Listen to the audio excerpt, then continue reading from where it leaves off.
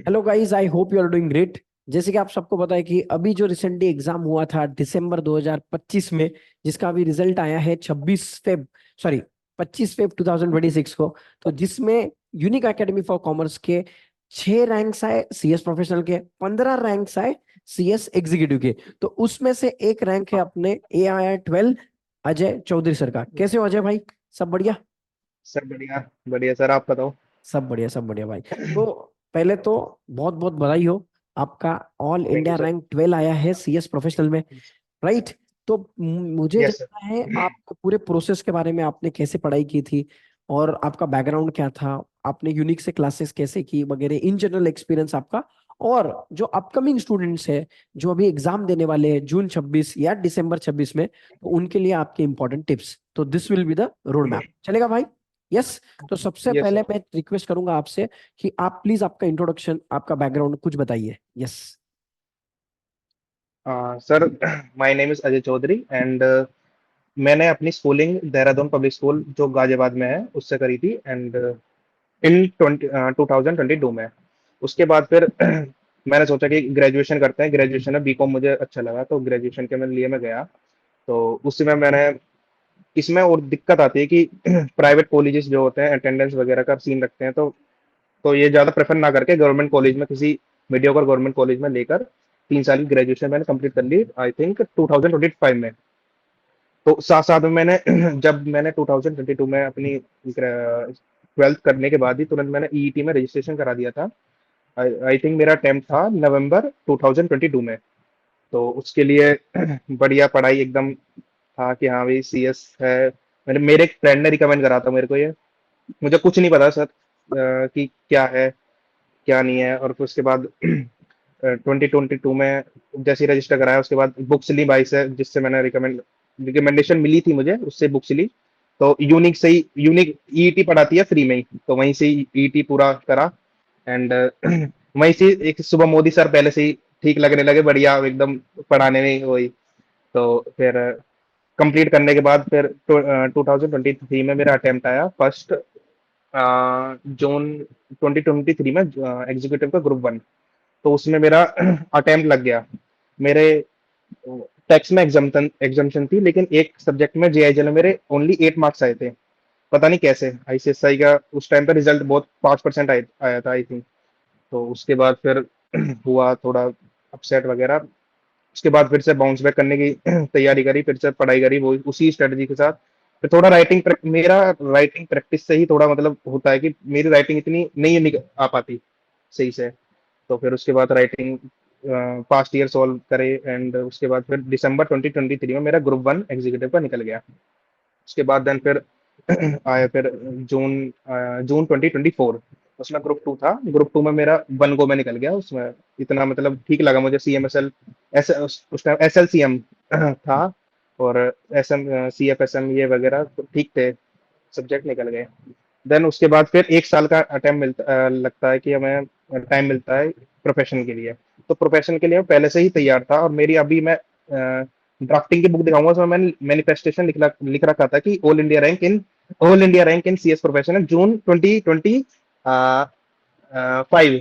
तो 2025 में तो मेरा रह गया था। उसके बाद मैंने उसी की हिसाब से मैंने तैयारी चालू कर दी थी। पहले सारी क्लासेस मैंने रिकॉर्डेड ले ली थी, मैं लाइव पे नहीं गया था, मैं रिकॉर्डेड लेकर रख ली थी, जिससे कि मेरे को मैं अपने हैंड पे सारा देख पाऊँ। क्योंकि कभी कभी टीचर्स भी अवेलेबल नहीं हो पाते, कभी कभी लाइव भी थोड़ा हो जाती है। तो मैंने अपने रिकॉर्डेड लेकर रख ली पूरे बोथ ग्रुप्स की। तो लगभग 4 to 5 मंथ में मैंने बोथ ग्रुप सिलेबस कंप्लीट कर लिया था। आई थिंक दिसंबर 2024 तक मेरा सब हो गया था। पूरा सिलेबस करके हो गया था मेरा। जून 2025 में अटेम्प्ट था। तो 6 मंथ रखे थे मैंने ओनली फॉर रिवीजन। रिवीजन करना है मुझे, सिर्फ रिवीजन करना है। तो रिवीजन मैंने करा, लगभग मेरे 9 से 10 रिवीजन हो गए थे 2025 के अटेम्प्ट तक, जून 2025 के। तो वही है सर। उस बस मेरा एक वहां पर कमी रह गई कि मैंने इतना राइटिंग प्रैक्टिस पे इतना ध्यान नहीं दिया। बस याद करता गया। और थोड़ा प्रोफेशनल के जो सब्जेक्ट है ना, वहां पर थोड़ा रिटेंशन ज्यादा है। Drafting, DD, ESG and CFSM भी थोड़ा न्यूमेरिकल से अगर देखें तो थोड़ा सा रिटेंशन उसमें भी करना पड़ता है, क्योंकि SM हो जाता है उसमें।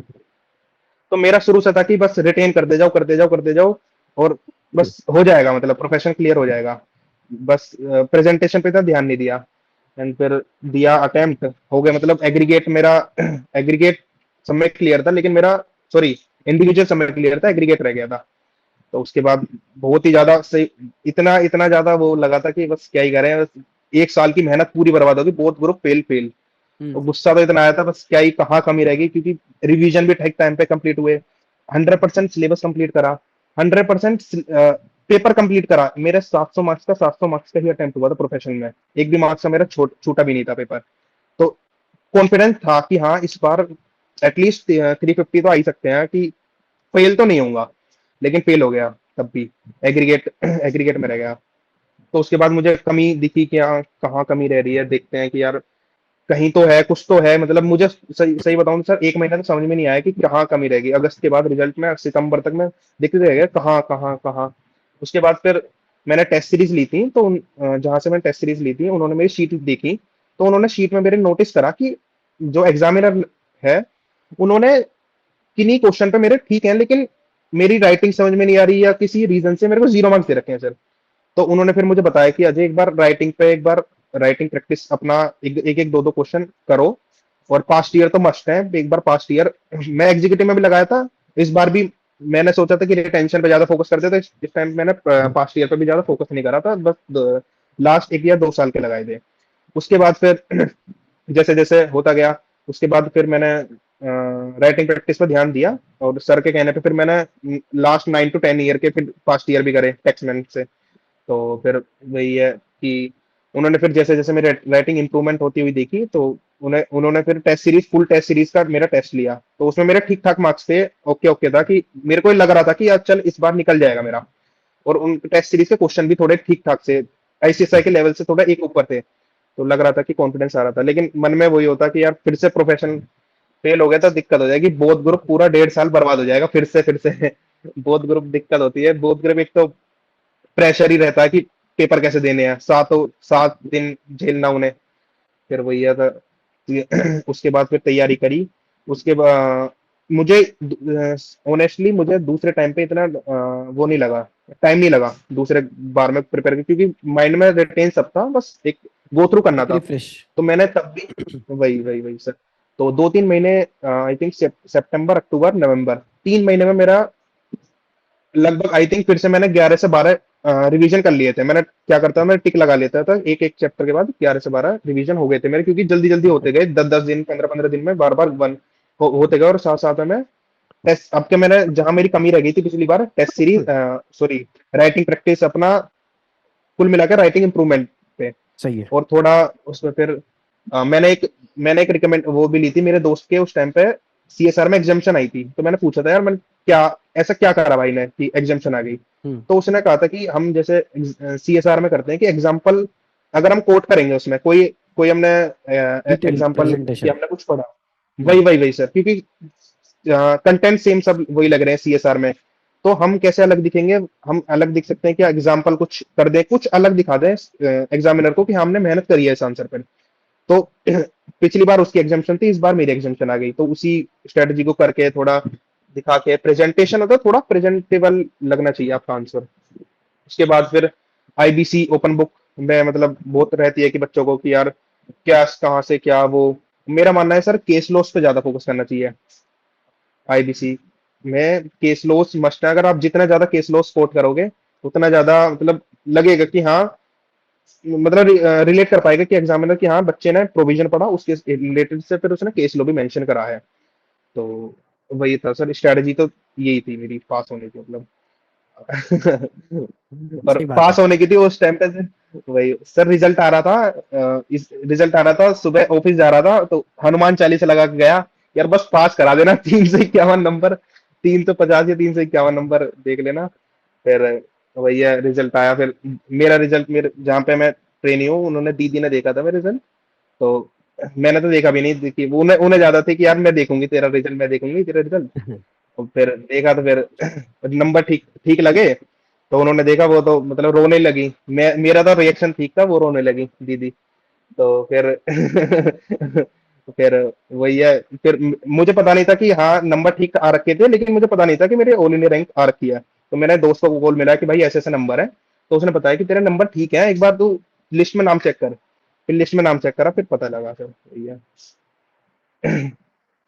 बहुत बहुत बढ़िया भाई, नो डाउट अबाउट इट। एक दो तीन यस स्पेसिफिक क्वेश्चन है, आपने तो ऑलमोस्ट सारी यस चीजें सर। जर्नी की आपकी ऑलरेडी बता दी है, बट एक दो मेरे यस सर। स्पेसिफिक क्वेश्चन है कि जब आपने एग्जीक्यूटिव पास किया था, आपको जो भी वहां पे फेल्यूर सक्सेस जो भी मिला, तो आपने यस सर। वो सारी स्ट्रेटेजी प्रोफेशनल में एज इट इज लगाई या कुछ चेंजेस किए? मतलब एग्जीक्यूटिव की प्रिपरेशन और प्रोफेशनल की प्रिपरेशन में क्या फर्क लगा यस सर। आपको मेजरली? सर एग्जीक्यूटिव की मैं अगर मैं कह सकता हूँ कि एग्जीक्यूटिव में थोड़ा जो सब्जेक्ट होते हैं वो डिफरेंट डिफरेंट डायरेक्शन में होते हैं, कुछ ये अलग सब्जेक्ट है, ये अलग सब्जेक्ट है। लेकिन प्रोफेशनल में कहीं ना कहीं लिंकेज होती है कि सीएसआर आप मेजोरिटी मेरे हिसाब से तो आप तीन चार जगह पढ़ ही लोगे।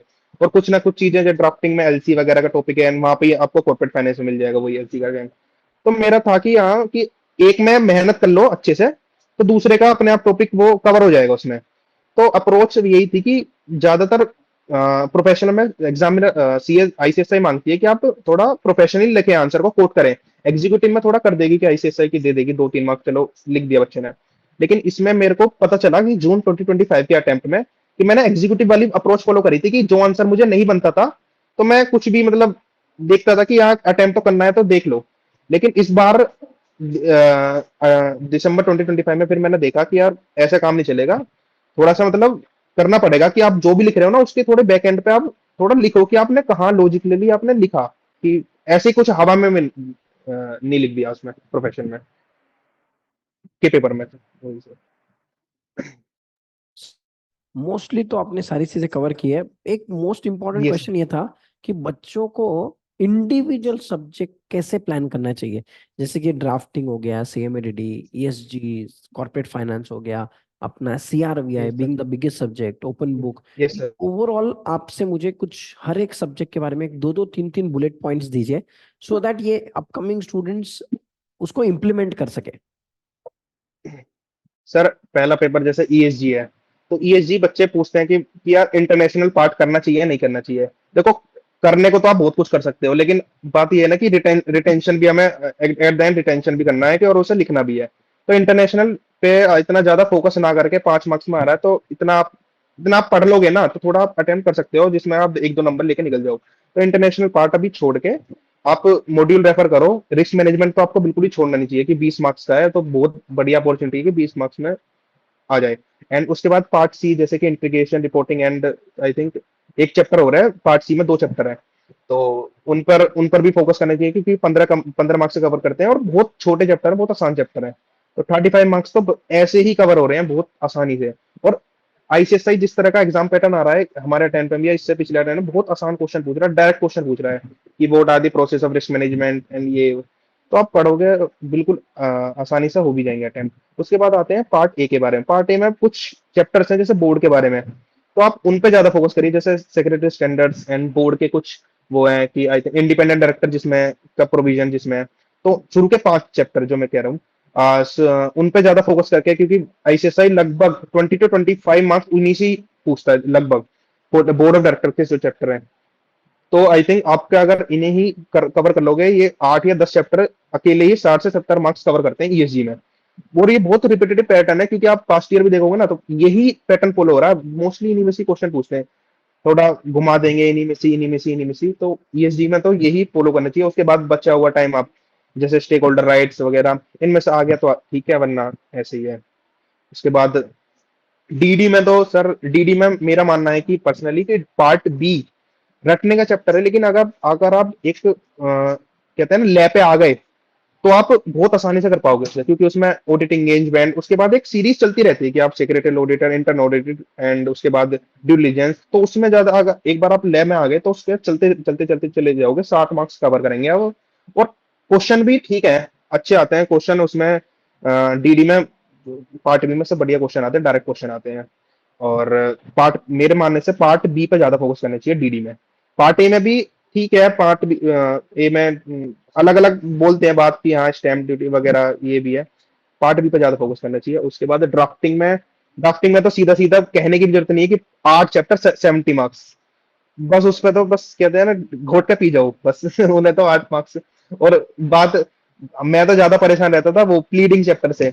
30 30 मार्क्स के उसमें प्लीडिंग चैप्टर, चैप्टर 12, चैप्टर 13, इतने बड़े बड़े चैप्टर 30 मार्क्स का, उसका आज तक लॉजिक ही समझ में नहीं आता क्यों रख रखे हैं आईसीएसआई ने। अगर प्लीडिंग चैप्टर या अकेला 60 से 70 नंबर कवर कर सकता है अगर आए तो, लेकिन आईसीएसआई कुछ पूछ ही नहीं रहा है। प्लीडिंग में तो बहुत कम ही आते हैं क्वेश्चन, इतने बड़े बड़े चैप्टर 30 मार्क्स में। मेरा तो कोई मतलब मेरे हिसाब से तो कोई सेंस बनता नहीं है। तो मेजोरिटी फोकस 8 चैप्टर 70 मार्क्स, बहुत ड्राफ्टिंग का तो सीधा सीधा आईसीएसआई ने ही दे रखा है कि पढ़ो बस आराम से। उसके बाद सीएसआर में तो मेरा मानना है तो बस एक अपनी आप इंडेक्स बना लो और मॉड्यूल रेफर कर लो। मॉड्यूल से बाहर कहीं नहीं आ रहा सीएसआर का पेपर, आ ही नहीं रहा मॉड्यूल से बाहर तो है ही नहीं, एक भी क्वेश्चन नहीं मिलेगा आप। और इस बार का पेपर तो बिल्कुल मॉड्यूल कवरेज था। तो उसके ग्रुप वन में तो ये था। उसके बाद आप ग्रुप टू में जाओगे तो सीएफएसएम में थोड़ा एसएम करता है कि रिटेंशन, मेरे को बहुत दिक्कत हुई थी पर्सनली कि एसएम याद कर लेंगे लेकिन याद नहीं होगा, मतलब बार बार उससे चीजों को देखना, strategic management, strategic planning same same सी लगती थी, ये क्या प्रोसेस चल रहा है क्या। तो उस एसएम का तो बस यही है कि बस पानी पियो रटो चीजों को। एसएम का तो ये है, लेकिन सीएफ मेहनत मांगता है। सीएफ में थोड़ा होता है कि हाँ न्यूमेरिकल्स होते हैं उसमें, न्यूमेरिकल्स, और न्यूमेरिकल्स बढ़िया भी है, आईसीएसई ने बढ़िया डाल रखे हैं कि न्यूमेरिकल्स आप 5 मार्क्स का करोगे, 5 मार्क्स ही मिलने के चांसेस रहते हैं, थ्योरी में नहीं मिलते। थ्योरी में आप, मैंने अभी कुछ क्वेश्चन है अभी भी, कुछ क्वेश्चन मैंने अच्छे लिख रखे हैं, अभी आज शीट निकली है तो मैंने देखा आज, देखा था कि उसमें कुछ क्वेश्चन थे अच्छे लिख रखे हैं लेकिन तब भी 2 या 3, लेकिन मेरे न्यूमेरिकल्स देखोगे तो न्यूमेरिकल्स में 5 में से 5 मिले हुए हैं मेरे को। तो ये फायदा होता है न्यूमेरिकल्स में। तो न्यूमेरिकल्स तो छोड़ने नहीं चाहिए बिल्कुल भी नहीं। टंडन कमेटी, नायक कमेटी, बहुत आसान आसान न्यूमेरिकल्स दे रखे हैं एलसी वगैरह के। तो उसके बाद फिर सीआरबीआई तो सही बताऊं तो इस बार तो शायद ब्रेक भी नहीं है हमारे घर में। जून 2025 में मेरे अटेम्प्ट में नहीं था ब्रेक, लेकिन इस बार मिल गया था एक दिन का, दिसंबर 2025 में। उसमें तो कहते हैं कि एक ब्रेक मिल जाए तो मजा ही आ जाएगा, मजा ही आ जाएगा, एक दिन की छुट्टी मिल जाएगी तो। लेकिन इस बार में नहीं है, तो इस बार में आपको 12 घंटे में ही करना पड़ेगा। और सही बताऊं तो मेरी जो अप्रोच थी जून 2025 में, आप एक मॉक कर लीजिए। जैसे 7 दिन आपको देने हैं ना, तो आप 7 दिन, जिससे कि आप पैनिक ना करो 7 दिन पेपर के टाइम पे, 7 दिन आप उसी चीज का मॉक कर लो। जैसे आपके 1 जून से पेपर है तो आप 21 से सातों दिन 12 12 घंटे ही दो उस पेपर को, जिससे कि आपको लगे, पता होना चाहिए कि मैं इस सब्जेक्ट को 12 घंटे में फिनिश कर भी पा रहा हूँ नहीं। अगर आप फिनिश नहीं कर पा रहे हो तो आपको लगेगा कि यार अभी कुछ है थोड़ा सा, लेकिन आप जब पेपर के टाइम पे फिनिश नहीं कर पाओगे 12 घंटे में तो आप पैनिक कर जाओगे। उस टाइम पे आपको लगेगा कुछ नहीं हो, कुछ नहीं हुआ, और अब पेपर में बहुत बेकार हो जाएगा आपका पेपर। तो मेरा मानना तो ये है कि आप 12 12 घंटे के एक बार देख लो कि हाँ मैं कर भी पा रहा हूँ इसको सोल्व, नहीं मतलब रिवीजन पूरा कर भी पा रहा हूँ नहीं। मेरा तो हो गया था उस टाइम पे जून 2025 में, पूरा मैं कर पा रहा था 12 घंटे में। एंड सीआरबीआई का तो बस यही अप्रोच है कि वैल्यूएशन ज्यादा फोकस करो। वैल्यूएशन में थ्योरी ऑलमोस्ट 10 to 15 मार्क्स की आती है। इस बार न्यूमेरिकल्स पूछ लिए लेकिन 10 mostly 10 to 15 marks he cover करती है। एंड आईबीसी तो एक 140, अगर किसी ने आईबीसी ओपन उसमें ले रखा है तो आईबीसी तो 140 मार्क्स के लिए, उसे तो कहीं से बिल्कुल एक एक पॉइंट भी कर लो तो तब भी कम भी पड़ता है, क्योंकि आईसीएसआई कुछ भी इस बार तो नोटिफिकेशन पूछ लिया, पता नहीं क्या क्या पूछ लिया सीआरबीआई के पेपर में। तो इससे आप अंदाजा लगा सकते हो कि कुछ भी पूछ सकता है, कि अगर आप नॉन ओपन बुक के पेपर में नोटिफिकेशन पूछ सकता है तो ओपन बुक के पेपर में तो कुछ भी पूछ सकता है। तो इससे मतलब कुछ भी चीज छोड़नी नहीं है कि नोटिफिकेशन क्या है, इस पे ऑर्डर क्या क्या आए हुए हैं केसेस पे और एंड ऑल। तो फिर सीआर, जैसे कि सीआर पे 40 मार्क्स 11 चैप्टर। तो ज्यादातर पैटर्न, अगर मैं पैटर्न के हिसाब से बताऊं तो ज्यादातर आईसीएसआई का फोकस रहता है कि थोड़ा वो टेक ओवर पर, टेक ओवर हो गया, and section 233 fast tag merger का, उस पर थोड़ा पूछ लिया, 5 मार्क्स में पूछ लिया। उसका तो कुछ है ही नहीं कि 11 मार्क्स 40, 11 चैप्टर 40 मार्क्स तो कहीं से ही पूछ सकता है, लेकिन मेन चैप्टर तो यही है, take over and all. 2 3 chapter हो रहे हैं अकाउंट्स के, टैक्स स्टैम्प ड्यूटी के। मतलब जो जो हिसाब से आपका कम्युनिकेशन अभी आप जो बोल रहे हो, मतलब ऐसा लग रहा है कि अभी भी आप पढ़ाई कर रहे हो इवन आफ्टर आपका एग्जाम होके जमाना हो गया है। मतलब इट्स यस। बिन ऑलमोस्ट 2 2.5 महीना हो गया आपके पेपर को हो गए, फिर भी सारी यस चीजें सर। आपके दिमाग में इतनी सेट है। नो डाउट इट शोज कि आपने बहुत मेहनत किया है। जैसे कि आपने बोला एक अटेम्प्ट लग गया था, उसके बाद फिर से आप यस डिमोटिवेट होके फिर से बाउंस बैक करना, सारा चीज रिपीट पढ़ना, मॉक टेस्ट देना, खुद को इवेल्युएट यस सर। करके जो जो गलतियां हुई थी उसको सुधार के फिर से ट्रैक पे आके AI-12 लाना is not a joke, no doubt यार। सल्यूट टू यू, सबसे बड़ी बात। और थैंक यू सर, ये थैंक यू जो सर। ओवरऑल आपका जर्नी था, ये रैंक वाला, एग्जीक्यूटिव रहो, प्रोफेशनल रहो, जो भी है, स्पेसिफिकली मैं प्रोफेशनल का पूछूंगा कि what was the contribution of unique, और आपने जो भी पढ़ाई किया ओवरऑल, तो आपको क्या हमारा कंट्रीब्यूशन मिला इस सब में? सर सही बताऊं तो यूनिक के थोड़ा मुझे लगता है कि एनवायरनमेंट फ्रेंडली लगता है, मतलब थोड़ा सा एनवायरनमेंट फ्रेंडली ऐसे नहीं बोल रहा, मतलब student friendly, sorry environment friendly कि मतलब थोड़ा घुल मिल पाते हैं कि हाँ बच्चों से ज्यादा कनेक्ट कर पाते हैं। मेरे को पर्सनली लगता है कि हाँ सोम सर हैं, शुभम अब्बर सर हैं, थोड़ा मतलब लगता है कि हाँ यार बच्चे में समझते हैं उनकी कमी कि हाँ ये है। और बहुत सी अकेडमी है कि मैसेज कर दिया, मैसेज का रिप्लाई नहीं आता, तो मतलब आ जाता है मुझे यूनिक से करता हूँ मैं, आ जाता है रिप्लाई, ऐसे ऐसे वो नहीं है। तो मतलब ओवरऑल कि बच्चे को समझना ही वो है, इम्पोर्टेंट है, क्योंकि मैंने कुछ टीचरों को फोन करा, मैसेज करा था, उनका रिप्लाई आया पेपर से एक दिन पहले। मेरा वो क्या पढ़ा, मतलब ही क्या पढ़ा, क्योंकि आप जब क्या कहते हैं कि पेपर से एक दिन पहले, आप एक महीने पहले आप मैंने डाउट पूछा, एक महीने और एक दिन पहले मुझे रिप्लाई आ रहा है, तो कुछ इसका सेंस तो बनानी, वो तो मैंने जो मेरे डाउट था वो मैंने खुद ही इधर उधर से पूछ लिया फिर। तो ये चीज यूनिक में मुझे नहीं लगती, सही बताऊं तो पर्सनली। तो ओवरऑल यही है सर, एंड टीचर्स तो सारे बेस्ट ही हैं सर, बस। Yes yes. और अब हम जैसे सारे फैकल्टीज ट्राई करते हैं कि पूरा मॉड्यूल से पढ़ाए, हम सारा मॉड्यूल कवर करते हैं प्रोफेशनल में। तो आपको क्या लगता है, मॉड्यूल इंपॉर्टेंट है और मॉड्यूल से पढ़ना जरूरी है या नहीं है? व्हाट वाज योर रिव्यू, मतलब इसके ऊपर आपका व्यू क्या है? सर मॉड्यूल आई थिंक अभी अकेडमीज जो है सारा मॉड्यूल कवरेज ही कर रही हैं। तो मेरा मानना है पर्सनली, मैंने मॉड्यूल रेफर करा था सिर्फ ड्राफ्टिंग में, एंड आई थिंक एक सब्जेक्ट और था शायद, शायद ईएसजी में। तो ये बस इन दो सब्जेक्ट में मैंने मॉड्यूल रेफर करा था, बाकी मैंने अकेडमी के नोट्स जो आते हैं उसी से रेफर करा था, क्योंकि अकेडमी भी मेहनत कर रही है उसमें, ऑलमोस्ट मॉड्यूल कवरेज आता है। तो आप दो दो बुक्स से करोगे, ठीक है, वेल एंड गुड, आप देख सकते हो कि हाँ कोई कोई पॉइंट छूटा है नहीं, अपनी सेटिस्फेक्शन के लिए कि हाँ यार कुछ पॉइंट छूट तो नहीं गया। लेकिन मेरा मानना ये है कि अभी ऐसा कुछ अकेडमी ध्यान दे रही है कि हाँ कुछ भी पॉइंट छूटना नहीं चाहिए बच्चों को एंड में, क्योंकि बहुत से होते हैं कि यार कुछ पॉइंट्स अकेडमी में डाले नहीं है और मैं पता चल रहा है कि पेपर में आ गए वो पॉइंट्स, और मैं पता चल रहा है कि एक मॉड्यूल में थे। तो वो चीज नहीं होती लगा मुझे, क्योंकि मैंने अटेम्प्ट भी दे रखे हैं एग्जीक्यूटिव के जून 25 उसमें प्रोफेशन में भी। तो ऐसा मुझे नहीं लगा, क्योंकि अकेडमी के नोट्स मैंने पूरे रेफर करे थे इसी। लेकिन मैंने अपनी पर्सनल सेटिस्फेक्शन के लिए एक तो ड्राफ्टिंग में, क्योंकि ड्राफ्टिंग में आईसीएसआई सिलेबस कम है लेकिन कुछ नहीं पूछ लेता, तो मैंने डर के लिए कि हाँ यार पूछ देख लेते एक बार मॉड्यूल भी अपनी सेटिस्फेक्शन के लिए, और ईएसजी में वास्ट सिलेबस की वजह से थोड़ा देख लिया था बस। मॉड्यूल तो एज सच इतना नहीं करा था मैंने पर्सनली। Perfect perfect. कुछ इंपॉर्टेंट बुलेट पॉइंट्स मैं चाहूंगा to end up this entire interview, कि क्या क्या बच्चों ने करना चाहिए, अपकमिंग स्टूडेंट ने कुछ तीन चार ऐसे बुलेट पॉइंट दीजिए जो विदाउट फेल उनको मैंडेटरी फॉलो करने ही है if they want to achieve ranks in the CS professional journey. Sir मेरा मानना है कि एक बार आपका सिलेबस कंप्लीट हो जाएगा ना, जल्दी आप जितना जल्दी आप सिलेबस कंप्लीट कर लोगे ना, उतनी जल्दी आपको कॉन्फिडेंस आएगा कि यार अब एक पड़ाव तो पूरा हो गया, सिलेबस तो कंप्लीट हो गया एटलीस्ट, अब तो बस मुझे रिवीजन ही देना है। तो एक ये ना माइंड सेटिस्फेक्शन की, आप रिवीजन ही देना है तो ठीक है हो जाएगा। तो एक तो वो है कि जल्दी से आप सिलेबस कंप्लीशन के बारे में सोचो यार, जल्दी जल्दी सिलेबस। और दूसरा है कि राइटिंग प्रैक्टिस पर ज्यादा ध्यान देना चाहिए, प्रोफेशनल में तो मस्ट है प्रोफेशनल में तो, कि बस लग जाओ राइटिंग प्रैक्टिस में, क्योंकि एग्जामिनर चाहता है कि आप लिखो थोड़ा प्रोफेशनली, एग्जामिनर को एग्जाम क्वेश्चन आंसर को कोट करो उसी तरह से। तो उसी तरह एंड सर थर्ड पॉइंट है कि आई थिंक मैंने जो करा था खुद ही पर्सनली वो दूंगा आंसर कि 12 घंटे में आपको इस जून 2025 में 12 ही घंटे मिलेंगे, क्योंकि एक भी दिन का गैप नहीं है इसमें। तो उसी वजह से 12 घंटे में आपको करना पड़ेगा, मॉक एक बार कर लेना। तो ये मेरा मतलब ठीक रहेगा, 12 घंटे में आप कर भी पा रहे हो कि जिससे कि एंड टाइम पे आप पैनिक ना करो। Perfect perfect perfect. Proud of you यही है भाई, सर। सबसे पहले तो मतलब जितना आपका क्लैरिटी कम्युनिकेशन पे जो जो आपने पॉइंट्स बताए, इट शोज कि आपने बहुत मेहनत किया है। एंड आपने मतलब चाहे वो एग्जीक्यूटिव का फेलियर हो या प्रोफेशनल के फेलियर हो, वो सब फेलियर का सारा हिसाब किताब आपने रैंक लाके खत्म कर दिया है, वो भी AR 12 directly, no doubt. Yes sir. चलेगा। और एक इम्पॉर्टेंट पॉइंट था, जैसे कि बच्चे पढ़ाई तो कर रहे हैं बट उनको लगता है कि सर हम पढ़ रहे हैं बट हम भूल जाएंगे, कभी कभी लगता है कि सर यस सर। हमको याद भी रहेगा क्या, राइट?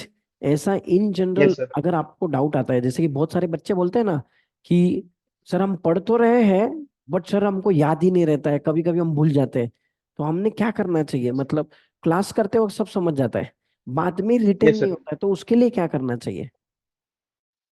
सर रिटेन तो आप, मेरा मानना है कि जैसे आप क्लास कर रहे हो तो एक बार सैटरडे संडे कुछ निकाल के एक बार आप देख लो कि आपने ओवरव्यू ले लो कि हाँ मैंने पढ़ा था, तो एक बार क्या पढ़ा था। तो उसके बाद आप मेरा भी थोड़ा आंसर वही रहेगा कि आप जितने जल्दी आप सिलेबस कवर कर लोगे ना, कि ऑलमोस्ट 4 to 5 मंथ में आपने सिलेबस कवर कर लिया, तो आप पे ऑलमोस्ट 6 to 8 मंथ रहेंगे कि यार अब तो बस रिवीजन कर दो, काम रिवीजन पे लग जाओ। तो जितना अंड आपको कॉन्फिडेंस भी तभी आएगा पेपर में बैठते समय, आपको रहेगा कि रिटेन में कि हाँ दिमाग में सब कुछ रिटेन है, अब तो बस शीट आएगी और लिखना है बस।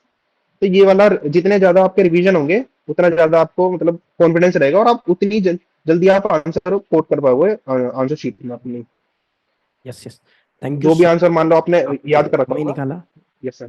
Thank you so much. और कुछ सर आपको add thank on you sir. करना है तो कर सकते हो, कोई प्रॉब्लम नहीं। नहीं सर, वही था कि जितना मतलब कहते हैं ना कि एक बार आप आंसर आपके दिमाग में है और वही आंसर आपको क्वेश्चन दिख गया, तो बस उसे लिखने में ही आपको 2-3 मिनट लगेंगे बस। वरना बहुत से स्टूडेंट रहते हैं कि यार समझ जाते हैं, बना के तो खुद लिख लेंगे, तो उस बनाने में जिसकी इतनी इंग्लिश ठीक नहीं है तो उसको टाइम लग जाएगा अगर वो रिटेन नहीं करेगा तो। यही है सर, रिटेंशन का थोड़ा देखेंगे। Perfect perfect. Thank you so much, आपने इतना कीमती समय निकाला और अपने सारे थैंक यू स्टूडेंट्स को सर। गाइड किया। क्योंकि बहुत सारे स्टूडेंट ऐसे जो अभी प्रिपेयर कर रहे हैं, उनको आपके ये इनपुट्स डेफिनेटली हेल्प करेंगे। और मैं रिक्वेस्ट करूंगा कि जब भी अपने स्टूडेंट्स को, यूनिक वालों को, जब भी आपकी नीड रहेगी कुछ गाइडेंस की, तो हम आपको जरूर इनवाइट करेंगे। Okay sir. Please take okay out sir. Your time as much as possible. Once again wish you all the very best for your future. भगवान करे आप जो भी प्रैक्टिस, जो आप आगे जो भी करो, you will be always successful. Thank you so much. Bye bye. Thank you sir. Thank you. Thank you sir.